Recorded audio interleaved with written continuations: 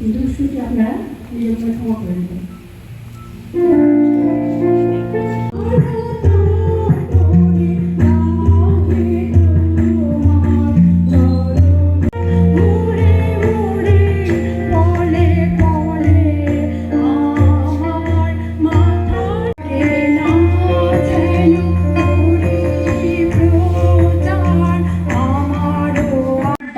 যে গেটটা আছে এসে একটু কষ্ট করে দাঁড়াও, আমি নামগুলো পড়ছি।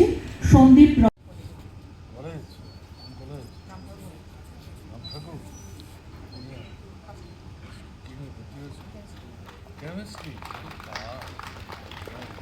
অজয় পাল। তাহলে এই পরিস্থিতি চলবে, আমরা চলতে দিতে পারি? পুরুষোত্তম রায় বর্মনরা এবার 90 জনের মতো ছেলে মেয়েকে সাহায্য করেছেন, বিশাল সংখ্যা, দারুণ ঘটনা। তাদেরকে সহায়তা করার প্রশ্নে পাশে দাঁড়িয়ে আরো দুটো পরিবার তারাও হাত বাড়িয়ে দিয়েছেন, আমি সবাইকে ধন্যবাদ জানাচ্ছি। কিন্তু এভাবে তো নিরক্ষরতা অশিক্ষার অন্ধকার থেকে দেশকে মুক্ত করা যাবে না। স্বাধীনতার স্বপ্ন তো স্বপ্নই থেকে যাবে, এর থেকে বেরোতে হবে আমাদের। কেন এই জিনিস চলবে?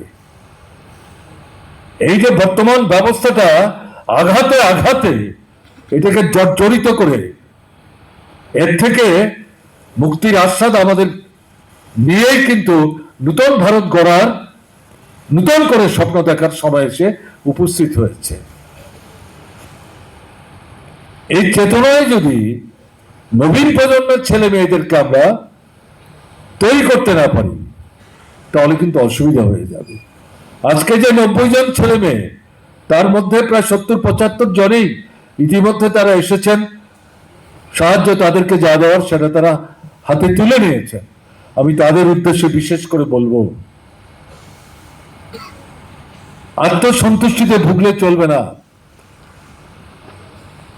তাদেরকে, তারা যে সুযোগটা এই ট্রাস্টের মতো প্রতিষ্ঠানগুলো সাহায্যের হাত বাড়িয়ে দেওয়ার সুবাদে তারা পাচ্ছেন, এতে করে গিয়ে তারা হয়তো তাদের উচ্চশিক্ষা যে সীমানা সেটা অতিক্রম করতে সক্ষম হবেন।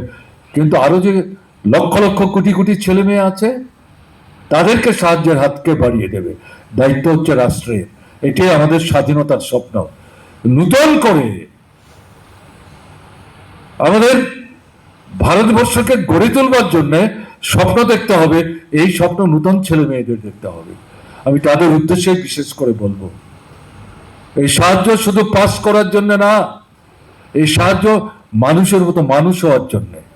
এই সাহায্য তোমরা নিজেরা মানুষ হিসাবে অন্যদের পাশে দাঁড়িয়ে তারাও যাতে মানুষের মতো বেঁচে পড়তে উঠতে পারে, তাদের সাহায্য করার জন্য ভূমিকা নিতে হবে। এবং সেই ভূমিকাকে আমাদের দেশের যে বর্তমান ব্যবস্থাটা, এটাকে উল্টে পাল্টে ফেলতে হবে।